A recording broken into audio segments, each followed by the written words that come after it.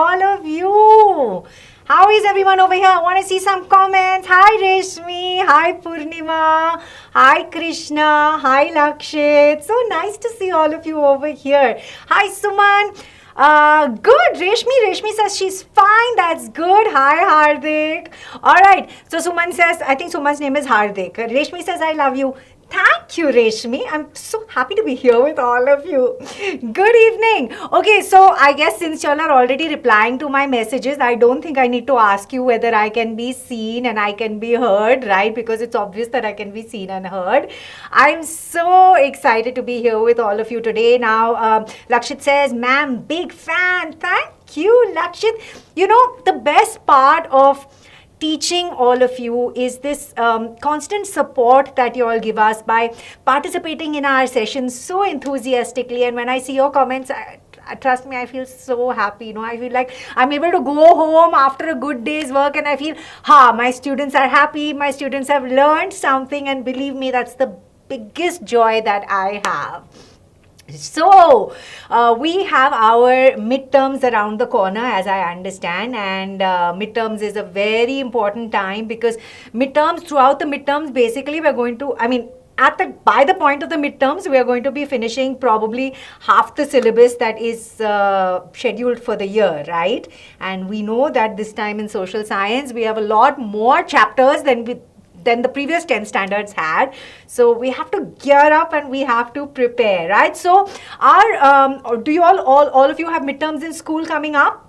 Amalu says, ma'am, will you go with civics chapter 1 next? Amalu, we will keep you posted. Purnima ma'am, will you explain class 9th history chapter 1 on Monday?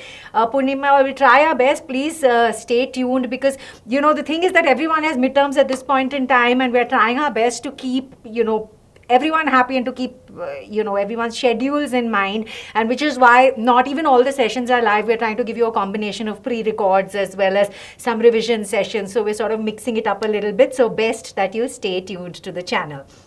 All right, Lakshit says, I don't have any midterm in our school. Well, no problem, Lakshit, but this is a good revision session for you anyway, because eventually this is a chapter that is going to be there at the end of the year also. Is this chapter 2 of history? No, Khushi, this is chapter 1, Rise of Nationalism in Europe. This is our chapter 1 for history, and it is a very exciting chapter, very interesting chapter. It's a bit of a tricky chapter also, I would say, but it's very, very interesting. And I know that a lot of people tend to get very confused with this particular chapter because it has so many things, right, that's sort of happening in this chapter, so many events, so many years to remember, that people generally get a little bit confused because they're trying to understand the concepts also. Now, I want to tell you that I've already put out 3 videos of this particular chapter, part 1, part 2, part 3 of Nationalism in Europe, where I've gone into a lot of detail to explain, you know, the intricacies or the details of the chapter. Today, what we are going to be doing is that we are going to be going through very jhatpat. We are going to be going through the chronology. What I'm going to be giving you today in this particular chapter is I'm going to be talking to you about how things happened and in what order they happened, right? And I think once you understand the chronology, you will be able to understand this chapter a lot easier. So I will not be going into detail in this chapter. I will just be telling you this happened and this happened and this happened by this happened. For more detail, you definitely need to refer to the pre-recorded session that I have put up for you. We've got 3 videos already done and 1 video which should be coming out by the end of this week. And apart from that, in terms of revision, you also have a session that I did for you, question session, Nationalism in Europe for the last year, which is basically Nationalism in Europe in one shot. That also is a very helpful session because it will help you to go through the questions. Now, of course, last year's format was an objective format and this year we have a subjective format, but I don't think you should bother about the format too much because if you understand the concept, then whether it's objective or subjective, you can go ahead and answer the questions, right? So Are you ready? Come on, I want to see thumbs ups to see that all my students are ready for this particular concept. It's like a concept capsule, chapter capsule, where I'm going to be giving you the chronology to help you to understand this chapter a little bit better. So it's sort of like a quick revision, okay? Lakshit says, I remember you. Is this the last session of this chapter? No, Khushi. This is not the last session of this chapter. This session that I'm doing here for you today is because I wanted to interact with you live and I wanted you to understand the chronology of events. The last session of this particular chapter is going to be coming out at the end of this week. So stay tuned for that also. 3 sessions done, 1 session left, and today's session is like a bonus revision session for you, right? And also because I just wanted to meet you live. Yeah, that's why I'm here. Okay. All right. Yash says, ma'am, start the session. Super. Palak says, thumbs up, Sangdil. All right. Yash, I'm absolutely fantastic. Thank you. Now, let us understand this chapter in a little bit more detail in terms of chronology. So, what I'm going to be doing in this particular chapter, just for you to understand over here, is I'm going to be talking to you about 19th century Europe. All right. And I'm going to be telling you all about the 19th century, what was happening in Europe, in the continent of Europe at this point in time. So we're going to be talking about the start of the 19th century to the finish of the 19th century, and you will understand what happens in these 100 years and how in this 19th century, which is the span of 100 years, you have the force of nationalism or nationalism, however you pronounce this, nationalism as a political force which brings about many changes across the continent of Europe. So what was the effect or what was the result of nationalism in the 19th century? Sorry, I've dropped my pen. I'm so excited I dropped the pen. Okay, so what is the result of nationalism as a force in the 19th century? Well, in the 19th century, nationalism, which is a force which brought about many political changes. What were these political changes? Well, the political changes were that you basically had the creation of nation states as opposed to multi-dynastic empires. So basically what I'm trying to tell you is that before this period that we're going to be talking about, the map of Europe was nothing like what we know it is today. Today, when you see the map of Europe, you will see different, countries, like you'll see Switzerland, you'll see Germany, you'll see Italy. But it wasn't like this, right? At that point in time, before the 19th century, it wasn't like this at all. In fact, at that point in time, and quite well into the 19th century, you had multi-dynastic empires, which were basically these kingdoms, generally autocratic kingdoms, which were ruling over different areas of Europe, right? So we're going to see how nationalism, which is a feeling, right, that we know, how does this feeling of nationalism brought about the creation of nation states. And what are nation states? Nation states are places where the citizens basically have a sense of collective belonging, a sense of collective identity, as well as a shared past, right? So, Amulu says, ma'am, what is autocracy? Well, autocracy is basically when you have autocratic kingdoms are where you're very dominant, you have a monarchy.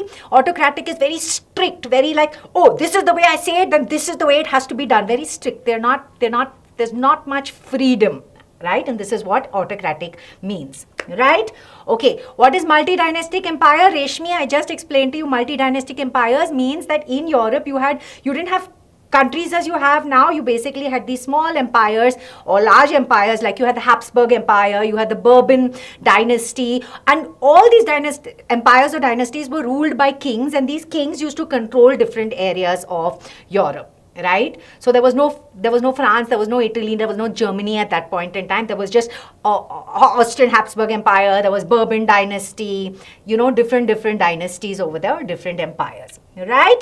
Okay, now we shall go ahead and we shall understand. So we are basically in this chapter, we're going to be, like I said, talking about the start of the 19th century to the end of the 19th century. And we're going to understand how nationalism as a force brought about political changes, which were basically the creation of nation states as opposed to the way that it was, which is multi-dynastic empires. So how did Europe become what it is today with the creation of nation states, right? Now, to explain the 19th century to you, first let me give you a little bit of the background.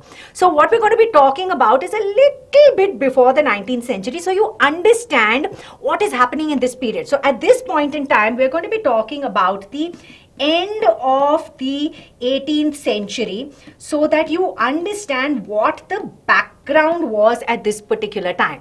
Now, end of 18th century, what do you have? In the end of the 18th century, you have a very major event.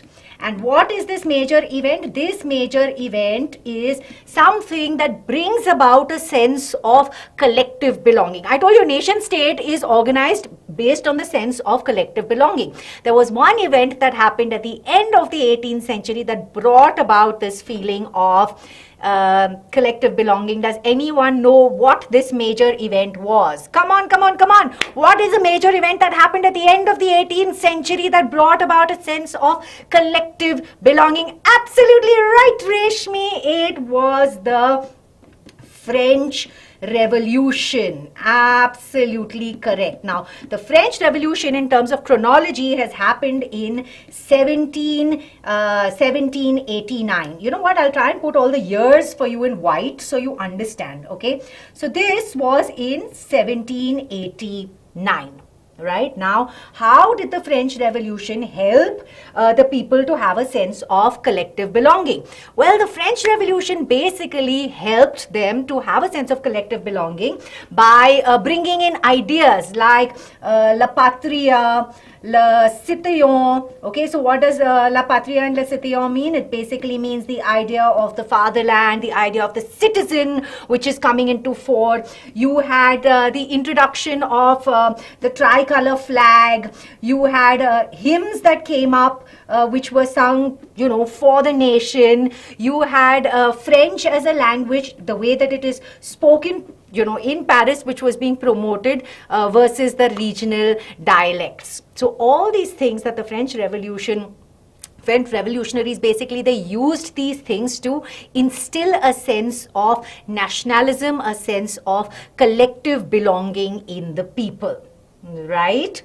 Okay, now in this background, see, also you have to understand about the French revolutionaries. It was the aim of the French revolutionaries. They basically wanted to get rid of these autocratic kingdoms all over. They wanted to free Europe from despotism, which is nothing but autocratic kingdoms. And they wanted to, they wanted people to have this, you know, sense of being united and wanted to work towards not only France, but basically they wanted areas outside France also to work towards being nation states. And this was the feeling at that point in time, right? Now, this was in 1789. In 1799, first of all, at this point in time when the French Revolution is going on, you have the entry of a very important military leader at this point in time. Who was this very important military leader that came in? Can you tell me at around this time? Come on, come on, come on. Who was the military leader who came, who was a very, very important figure in terms of, absolutely right, Reshmi, absolutely right, Yash. You had Napoleon Bonaparte, who came in. He came in as a French military leader, and he, you know, he was working very hard towards, in terms of the revolution, instilling a feeling of nationalism, helping people not only in France, but basically even outside France. He conquered a lot of areas outside France to help. The initial aim was to help them to get rid of autocratic empires. Now, he came in, it's very interesting, he came in as a army military general. But in 1799, I'm going to put this again for you in white so you know that the dates are important. 1799, he goes ahead and he crowns himself as the Emperor of France. right? And he crowns himself as the Emperor of France, and as Emperor of France, basically he goes ahead and he conquers many areas outside France also, and it was during his rule that there were a lot of administrative changes that happened all across Europe, right? So this is what we are going to be talking about, right? So I've given you the background. We've still not started the 19th century. This is just a little bit before the 19th century, just for you to understand what is happening at this point in time. We've spoken about the French Revolution in 1789. 1799, he crowns himself as the Emperor of France, and now he brings about some administrative changes to Europe. Let us now move to phase 1, which is the start of the 19th century. We're going to be discussing the period between 1804 to 1815, right? This was phase 1 when Napoleon was in power. Please remember this, 1804 to 1815, so we're talking about approximately the first little bit more than 11 years, right? If you're talking about the start of the 19th century to 1815 is the first 15 years actually of the 19th century, and 1804 because that is a very important year. What happens in 1804? Well, in 1804 he came and he basically made these administrative changes in the form of what we call the Civil Code of 1804. Right now, this was a very important code. This code basically helped in standardizing laws, not only in France, but standardizing laws even in the places that were conquered by him outside France, right? So what were some of the changes, administrative changes that were brought about by the Civil Code? Can anyone tell me? Yes, it was also, Reshmi, called the Napoleonic Code. Absolutely right. It was actually renamed to the Napoleonic Code in 1807. But it's called, you could get a question, I mean, it could be referred to as the Napoleonic Code or even the Civil Code of 1804. Yes, Reshmi says birthright, absolutely right. Some of the changes that, you know, he brought about was the abolishing of hereditary titles, right? Abolishing titles. He brought about some other changes like freedom of, freedom of markets. He brought about other changes also, like he abolished some of the guilds which were stopping movement of goods. So he facilitated movement of goods across different territories. So he basically brought in a lot of changes, right? Yes, he abolished serfdom, absolutely right. He freed peasants from serfdom, correct. Now, I'm not going to be getting into too much detail about the Civil Code. For more details, please definitely refer to the session that I've done for you on this for more detail, but I'm just telling you right now, it's about giving you what happens and then what happens, right? So 1804, he's made all these changes, and of course, in the beginning, people are very happy because they say, wow, this is so different. You know, autocratic monarchs, we're not under the autocratic monarchs, we're working towards freedom, and you know, there are so many administrative changes that are happening. Yes, this is the right path. But let me tell you that this was just in the beginning, because very shortly after this, people started realizing that administrative changes and all is very good, but are they really free? No.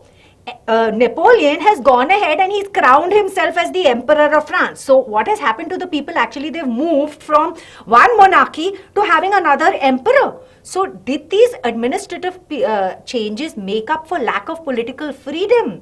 No, they did not make up for lack of political freedom. There was lack of political freedom.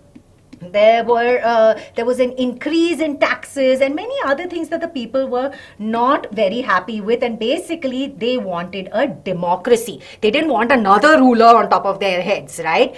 So eventually the people are unhappy, and then again, a very important year, you have the Battle of Waterloo, where Napoleon is defeated. So this is a very important event that has happened in 1815, right? He was, yes, forced conscription to the army, absolutely right. He forced people. So actually, you see, they started off very happy, but then they started getting very unhappy, which I think is the nature of people, I guess, but they were right in this sense, okay? They wanted freedom, which they were not getting. So Battle of Waterloo happens in 1815, where he is defeated by the combined European powers of Britain, Russia, Austria, and Prussia. And now Napoleon is defeated. And this way we end phase 1. Please understand the timelines. I'm going to be moving ahead in this year. This is the story of the first 15 years of the 19th century. Isn't this interesting? I love it. You know, if you look at history like a story, you will find it very, very easy, right? Okay, now, yes, you haven't studied Battle of Waterloo. Yes, you'll find more details about this in the session that I have done today, right? Okay, now, let us move ahead. Let us understand. Now, before going into, this is phase 1. Phase 1 has ended with the defeat of Napoleon. Now, before I move into phase 2, I'm going to tell you a little bit about European society and the way that it was structured up to the year 1815. So, up to the year 1815, you had 3 different classes of people. Now, initially, actually, you had 2 major classes of people. These people were who? Number 1, they were the masses or the peasants. All right, one second, let me put this down for you. So you had the peasants. Now these were people who basically did not own land. They worked on the farms or the land of people who did own the land, and this was the poor section of society. This was the largest section of society. So you had the peasants, right? Now this is at the bottom. At the top, at the very top of society, you have the aristocrats, right? Now, aristocrats are that section of people. Somebody asked me a question about who were the aristocrats. Well, this is answering that question. Aristocrats were that small section of people who basically owned the land. And their income came from this particular, from the land that they owned. They had a lot of power. They had hereditary titles, and basically they controlled the whole socio-economic scene. So basically they dominated the people because of the fact that they were so wealthy, they had so much power. Right, so they were a small section, but they had a lot of power. So far, you have just the peasants and the aristocrats. Now, we know that industrialization was happening in Britain. We know that industrialization was happening in many parts of Europe, basically. So at this point in time, with the advent of industrialization, between these 2 sections of people, you had the rise of what we call the middle class. Now, these middle class people were the section of people that came up because of industrialization. So you're talking about people like businessmen, you're talking about industrialists, you're talking about, workers who are not working on land, but basically they're working in, in the factories and things like that. So this is basically your educated class of people, right? And it was this educated class of people that were very inspired by the force of nationalism, and they basically wanted to move towards the creation of nation states. And at around this time, you have nationalism being linked to liberalism. Now I'm going to introduce this concept, so I'll put this for you in a different color. You have nationalism, which is brought about by liberalism. Ooh, black is too black. One second. Let me put it for you in blue, right? Liberalism. Now, if you understand how the definition of nationalism has changed, and I will keep explaining to you how it changes more and more and more. Initially, nationalism basically only meant it basically meant a sense of collective belonging. Right? It just meant people sharing a sense of common identity. But with the rise of this middle class, the nationalism as a force became linked with liberalism. Right? Now, what is liberalism? Let us go ahead and understand this a little bit more. Liberalism is basically, let's talk, liberalism basically means, if you understand the word liberalism basically means freedom. Okay, liberty means freedom. So liberalism is all about freedom. Now let's see what it means in terms of 2 contexts. Let's talk about it in terms of the political context, and let's talk about it in terms of the economic context, right? So in terms of the political context, liberalism meant at the forefront, it meant a government by consent, which means that they wanted freedom from the monarchs and they wanted a government that was organized with a constitution, with the parliament. Basically, they wanted their own elected representation. They didn't want these aristocrats to be ruling them. They had a problem with the aristocrats, right? And a monarchy was filled with aristocrats, basically. So, government by consent and freedom in that sense and equality of people in that sense, right? But equality, as we know it today, equality means universal adult suffrage, where every single citizen or every single person has the right to vote. For them at this point in time, liberalism did not mean universal adult suffrage. So was it really equal? No, it wasn't really equal. Let me just put this down for you over here. Did not mean universal adult suffrage, which means that there were some sections of people who were allowed to vote and some sections of people who were not allowed to vote. In fact, around this time, it was basically only men that also who had property who were allowed to vote. All right? Okay. Now, this is what it meant in the political context. Now, let us understand what liberalism meant in the economic context. In terms of the economic context, basically, it meant freedom of markets. It meant movement of goods from one territory to the other. So, you're talking about abolishing state-imposed restrictions. So, we'll put that over here. Abolish state restrictions. So basically you're looking at liberalism being good for the people in terms about bringing about more economic power to the people, more freedom of markets and more business happening for everyone. So this is what liberalism meant. And it was this educated middle class. For them, liberalism was very important, and for them, nationalism basically meant liberalism. Right? So we've seen the meaning of nationalism change from collective belonging to liberalism. Right? So now you have understood what has happened. Now we ended last, I gave you a background of what is happening at this point in time. Now we ended with the defeat of Napoleon. So with that now, let us move into phase 2, which is, yes, the Zollverein. Absolutely right, Raj. Liberalism is inverse universal adult franchise. Adult franchise did not mean universal adult franchise at this point in time, but you're saying inverse universal adult franchise. I'm not sure what you mean by that.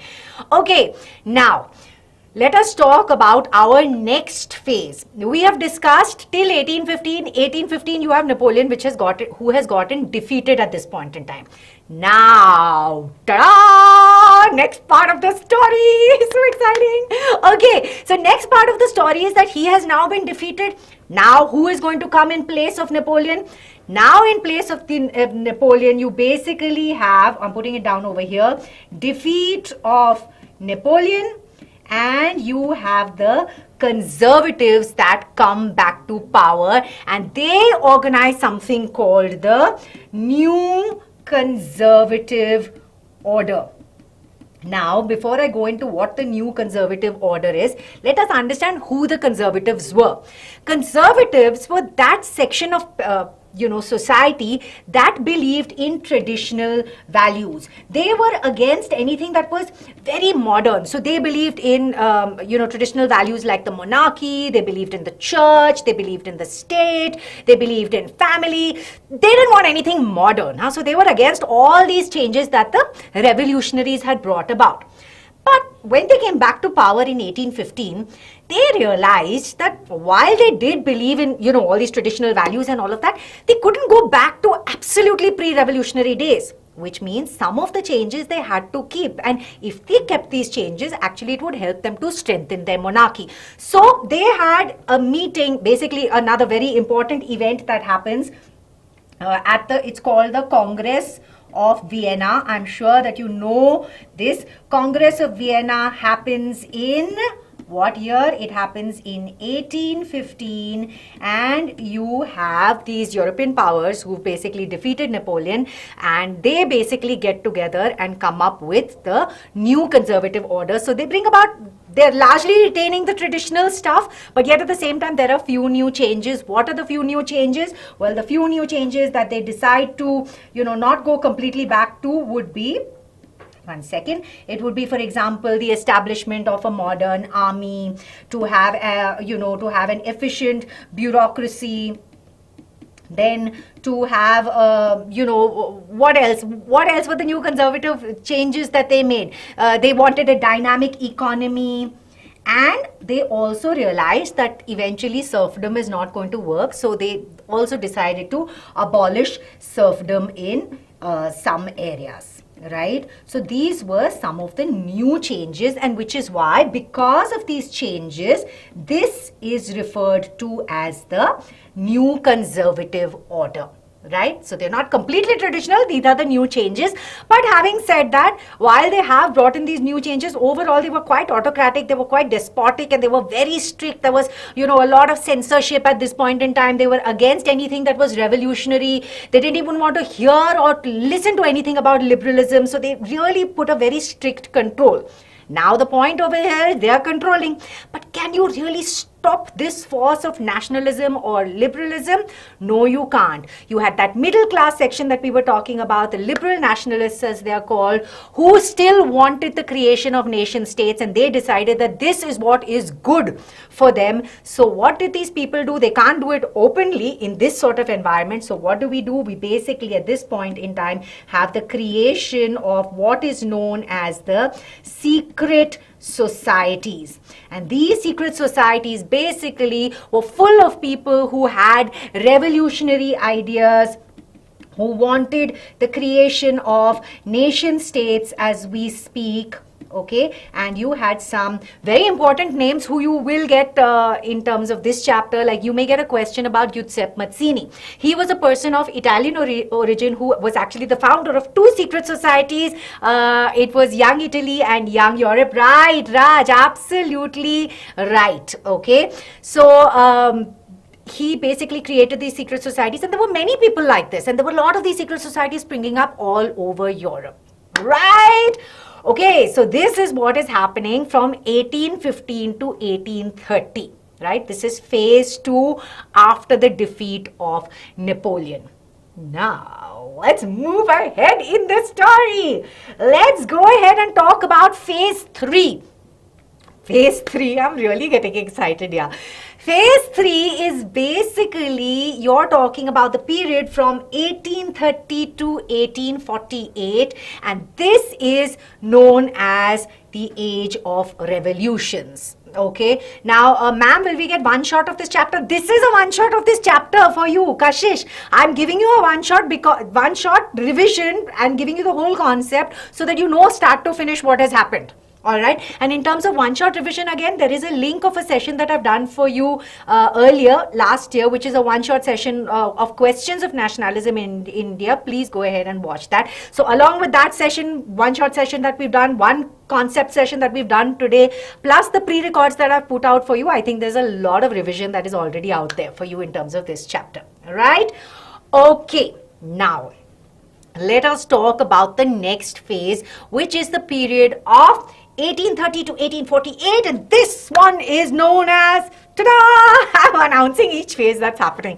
This is known as the Age of Revolutions, and this is known as the Age of Revolutions because there were many revolutions all across Europe, and these revolutions that happened actually brought about a lot of changes that we're going to be talking about. So let's talk about what happens in 1830. Right? Now, let's talk about what happened first of all in France. Now, you know at this point in time, up till now, you know that what is the aim of the liberal nationalists? The aim of the liberal nationalists is to create nation states, and they want to overthrow the monarchy. So, in 1830, France, there was a revolution in France where France actually overthrew the Bourbon dynasty, right?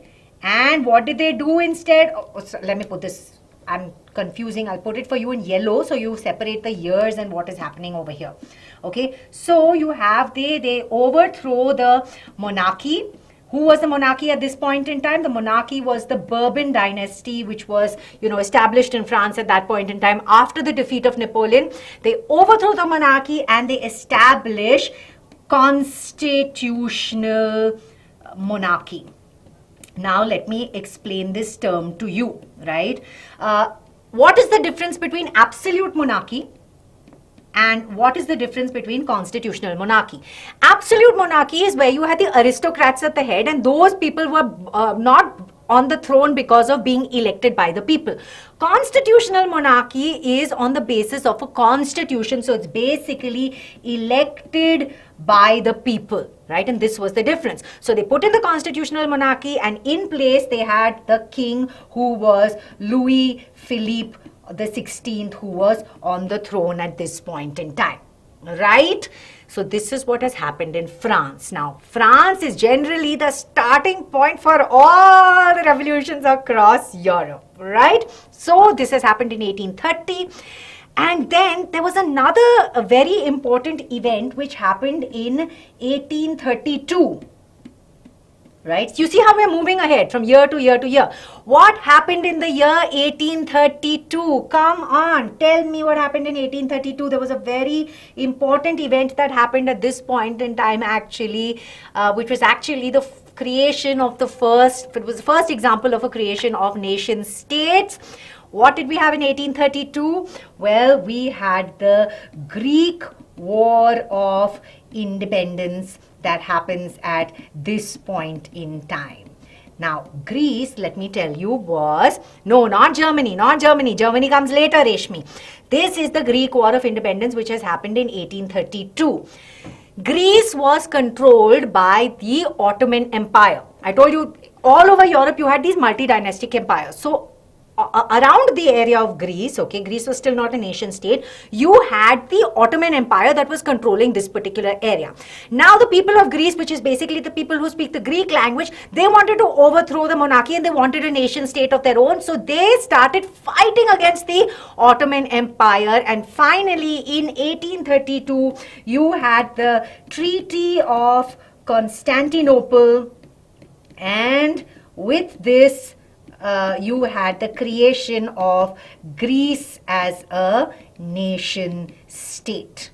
Right? This is a very important event. I have done this for you in detail in my pre-recorded session, so please definitely go and refer to this. So you'll get to know in terms of the Greek War of Independence in the pre-record, who are the people, who were involved, what was it all about. You will have more details over there, right? Okay, now this was 1830, 1832. Now let us move ahead to 1848. All right, now 1848 also there were some very interesting revolutions that have happened that have actually changed the face of Europe, the way that it was then to the way that it was now. So what happens in 1848? Well, 1848, this I'm circling it for you in white because this is very important. 1848, you have number one, you have the popular revolt. Now, what exactly is the popular revolt? Let me tell you, first of all, at this point in time, you have the autocratic monarchs or the autocratic empires that are all across Europe. Now, at this point in time, there was a lot of poverty all around Europe. There were a lot of famines, there was a lot of hunger. People didn't have enough to even survive. Now, this angered the people very much. So you had the peasants or the masses who basically in France, once again, it's France, okay, in France, on the streets of Paris, you had all these common people, the peasants, who came out onto the streets of Paris to revolt against the monarchy. Now, at this point in time in France, you know that the absolute monarchy is not there. You have the constitutional monarchy. Now, the constitutional monarchy started off very well, but eventually, as the years went on, it was not a very, in the next 2 years, the people saw that this constitutional monarchy was also not doing very well at all, because 1830, they established the constitutional monarchy. By 1832, the people realized that, there's a lot of poverty everywhere. I'm talking specifically about France. Now, there was poverty all over Europe, but right now I'm talking about France. So what did the people do? They basically got out onto the streets of Paris and they started agitating and they started revolting. And as a result of this, they basically had the abdication of the monarch, which basically mean that our king, King Louis Philippe, he fled France. And now that he fled the scene, he ran away to save his life. You had France, which was established as a republic. Isn't that great? So you see how you've had absolute monarchy to constitutional monarchy to republic, and this is why this popular revolt is very, very important. Now, it's called popular because it's organized by the masses or the peasants, right? Now, let's talk about what was happening parallel to these popular revolts. Now, parallel to the popular revolts, you had something called, which is the revolt of the liberal nationalists. So, I'm just putting over here, revolt of the liberal nationalists. This was the second section of people. Now, who were the liberal nationalists? They were basically the middle class people. They were the educated people. They are the people who wanted creations of nation states. So what do? They take advantage of all this unrest that is happening by the masses all over Europe. And what do? They take advantage of this situation to push their agenda of creation of nation states. So now what they want to do is that they want to, and they're very inspired by France also. So what do? This is happening in the areas which were not nation states yet. So areas outside France which were not nation states yet, they also want to become nation states. So what do they start doing? They take advantage of all this, unrest that is happening, and they start pushing their aim for creation of nation states. They want to push their aim of constitutionalism. Let me put it down for you. Constitutionalism. My God, when I'm talking fast now, sometimes it's difficult for me to get the spelling right.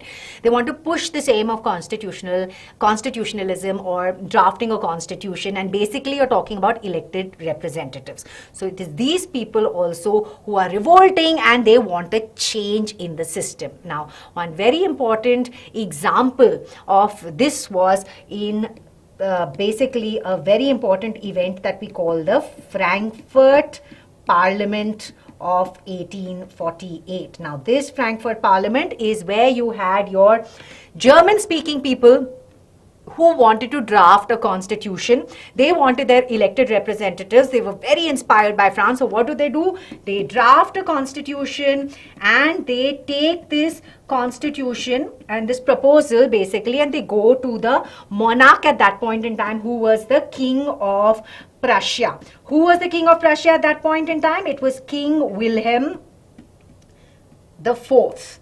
Okay.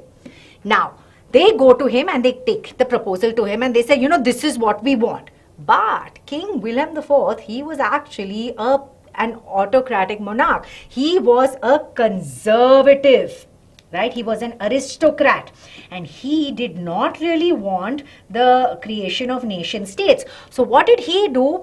He rejected that proposal and he basically went and he joined the aristocrats. He went ahead and joined all the different monarchies. Okay. Now you see, you have the liberal nationalists who are in the middle. They are the ones who are fighting for the creation of nation states, and they are being oppressed by the aristocrats. Now, at the same time, why is it that these liberal nationalists were defeated? There were so many people, right, who were revolting all across Europe. Well, not really, because if you see the amount of people revolting, I told you that there was one large section of people which was the masses, which were the peasants, and their main problem was hunger, their problem, the poverty and all of that. These people, the liberal nationalists, they wanted constitutionalism, they wanted elected government, and in their aim, they basically ignored what the peasants wanted. So you see what has happened. They have been, so the peasants are disillusioned, peasants are disappointed, and they basically do not give these liberal nationalists any, support. And on top of that, you have the aristocrats who are overpowering them. So as a result, we land up with the defeat of the liberal nationalists. And at this point in time, specifically when we are talking about the German-speaking people, they did not get what they wanted. They were overthrown by the conservatives. Okay, now this was, like I said, in 1848. So you see how we have covered so many revolutions that have happened from the period of 1830 to 1848. Correct? All right. Are y'all all with me so far? Are y'all understanding? Are y'all getting a better sense of the chapter and how it's proceeding? Yes, Kirtika says yes, ma'am. All right. Dani says yes, yes, yes, yes. Okay, great. Then, chalo, let's move ahead. This was the Frankfurt Parliament. Now, let us understand, ta-da! Phase 4. What is phase 4? Phase 4 is post-1848. So, phase 1 was beginning of the 19th century when you have Napoleon in the picture, which was beginning of the 18th century to 1815. Phase 2 was the new rise of the conservative order, which was basically 1850 to approximately 1830. Phase 3 was your age of revolutions from 1830 to 1848, and now we move on to post-1848. Now, let us understand what was happening in Europe until post-1848. So, we know that if you take the Frankfurt Parliament, okay, we know at this point in time, and you know, even across other areas of Europe, you have the monarchs that have succeeded in, you know, stopping the liberal nationalists, and, you know, the liberal nationalists are basically defeated. So, at this point in time, post-1848, you had the monarchs or the conservatives who basically brought about a change in strategy, and this is what I'm going to be talking about. This is the new thing that has happened now post 1848. So if you take what was happening pre-1848, pre-1848, you had nationalism that was linked to, that was basically promoted by the liberal nationalists, like I told you. Right? And there they were fighting for things like liberty, democracy, collective belonging, etc. Right? Now, post 1848, you have the conservatives who joined the bandwagon, which means nationalism is now being promoted by the conservatives themselves. Why? Why do you think that they would do this? Why this change in strategy? Wait, let me put this down for you. Conservatives. Why was there a change in strategy with the conservatives? First, they were completely against nation states, creation of nation states. Now, they are also working towards creation of nation states. Why? Well, any ideas? Can anyone tell me? Why do you think that they've championed this cause of nation states now? Well, let me tell you that now the conservatives realize that actually if they were also to join this thing, see, they've managed to stop the revolutions one particular time, and they've managed to defeat the liberal nationalists. But the fact is that these revolutions are going to keep happening again and again. How long are they going to keep stopping the people, right? So they realize that, you know what, if you can't beat them, join them. So they realize that we'll only take up the leadership for creation of nation states, and if we do this, this will actually help us to get more state power and political dominion, which means it will give us more power. And so you see, once again, the meaning of nationalism has changed a little bit more, and now you have the conservatives who are championing this cause, and they are saying we want more political power, we want nation states, and we will also fight for the creation of nation states. So this was a very important thing that happened post 1848. And can anyone tell me what would be the result of the conservatives joining this bandwagon of promoting nation states? Can anyone tell me? Now you all had mentioned this to me earlier. I'm going to tell you what the result was. The result of this was nation states. Yes, there are some very important nation states that have actually come into creation after this. You had the unification of Italy, and the unification of Germany as a result of the conservatives. Absolutely right, Reshmi.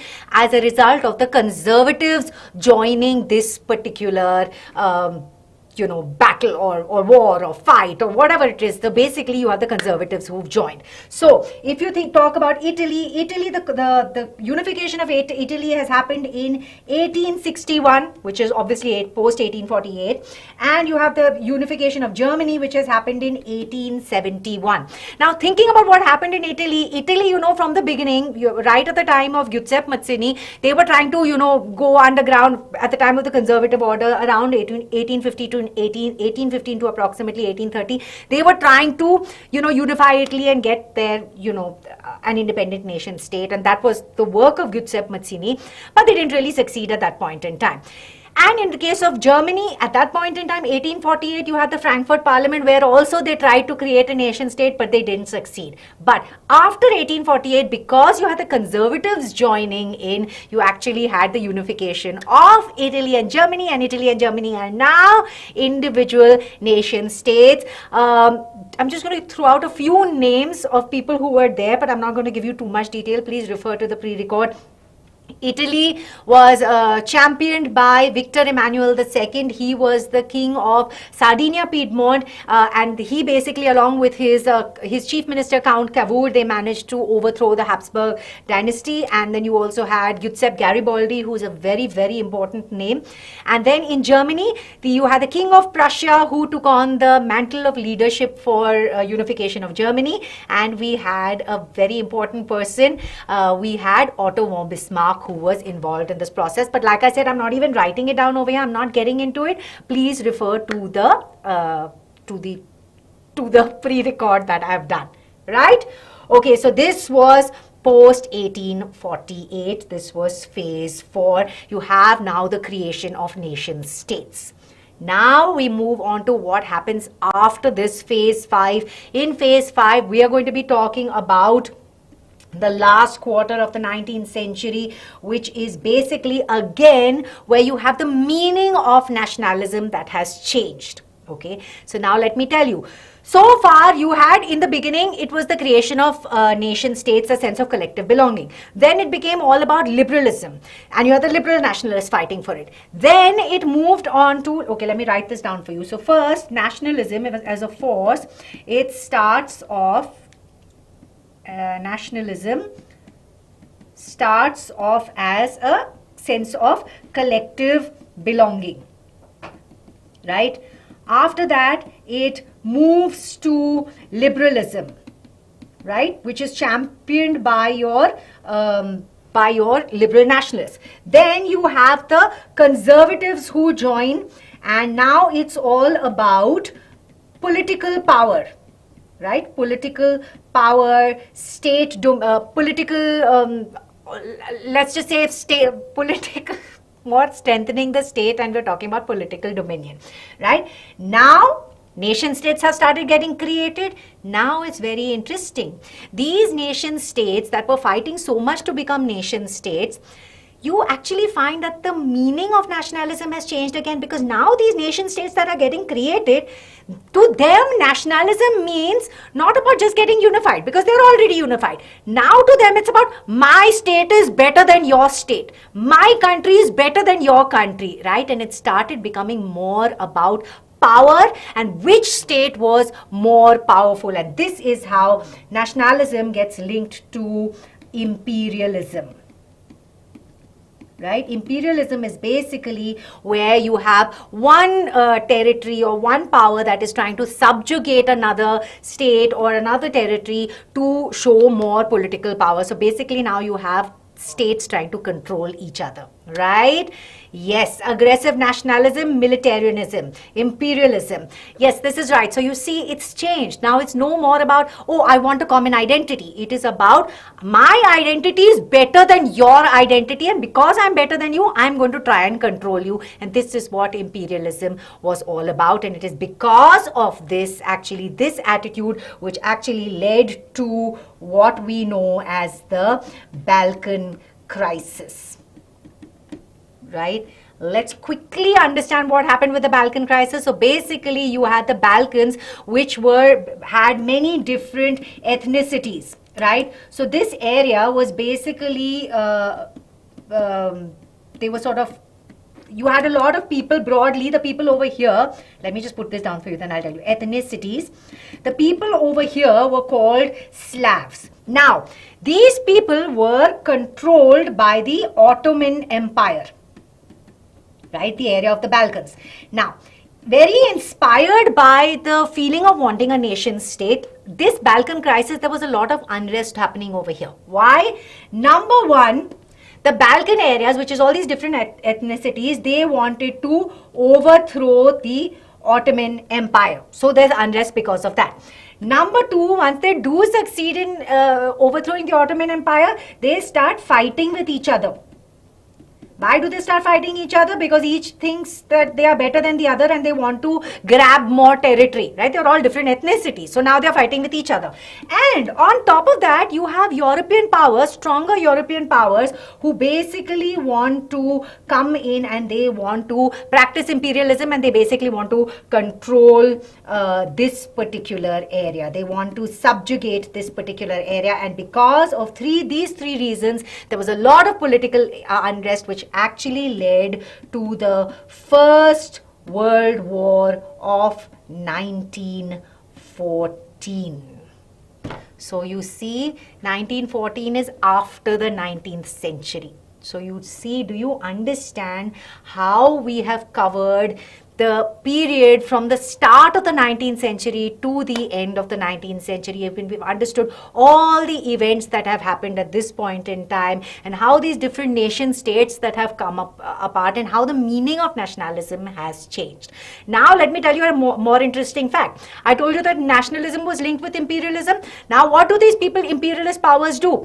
These imperialist powers like Britain and other European powers, they go ahead and they start forming colonies all across the world, which means they feel my state is good, it's best, so I'm going to go and I'm going to control I'm going to control areas not only in Europe, but I'm going to go and control areas outside Europe also. And they have colonies across different parts of the world, out of Europe. And then a very, very interesting things happen, because these colonies who are under, the European powers, obviously they don't want to be colonies anymore, and they start developing anti-imperialist feelings or anti-colonial feelings.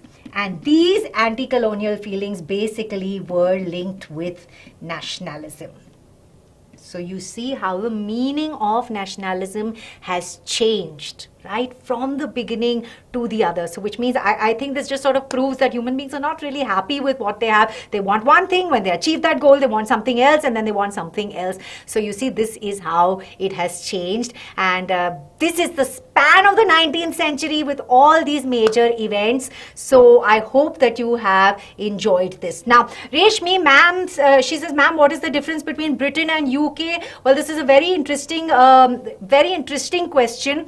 United Kingdom is basically a combination of Britain as well as Scotland as well as Ireland. So basically, I'll talk very quickly to you about the UK or the creation of Britain as a nation state, because this didn't happen as a result of revolution. This actually happened as a result of industrialization. And the reason that I haven't brought it up over here, you can refer to my session at some other point in time. This actually happens in 1801, that you have the creation of the United Kingdom.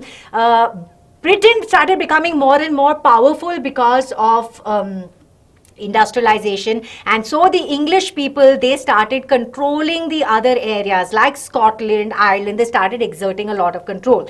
1707, you had the Act of Union, where you had Britain joined with Scotland, and this was the Act of Union. And UK was basically, United Kingdom was 1801, where you had a combination of Britain, Scotland as well as Ireland, right? So you can refer to my pre-recorded session for more details on this, right? Okay, I think this is it for today's chapter. I think we've done a lot. We've covered, I've given you the whole series of events that have happened. Like I said, for more details, definitely the link is in your description box. Go ahead and watch the pre-records. Go ahead and, watch the one-shot session that I have done for you in terms of questions. And this will definitely help you. Right? Okay, so before I close, I want to quickly tell you a little bit about the mini learning program. The mini learning program, we know, is good news. It's free, but it's free for only the first 500 users every week. So click on the link in the description box, type in the code YTFIRST to avail of this program. Apart from that, people who are not on the Telegram channel, please go ahead and join the Telegram channel. There are a lot of benefits of doing this. There are session notes, there's, there are homework poll quizzes and stuff like that. So if you haven't joined, join now. And for more such sessions with me and the other teachers to help you gear up, please definitely do attend all our sessions on the 9 to 10 channel and watch our videos, whether pre-recorded or attend the live sessions. But either way, this is a really good thing for you to do. So subscribe to our channel and like, share and subscribe, as I said, and I'm going to see you very, very soon. All right? Okay, bye-bye.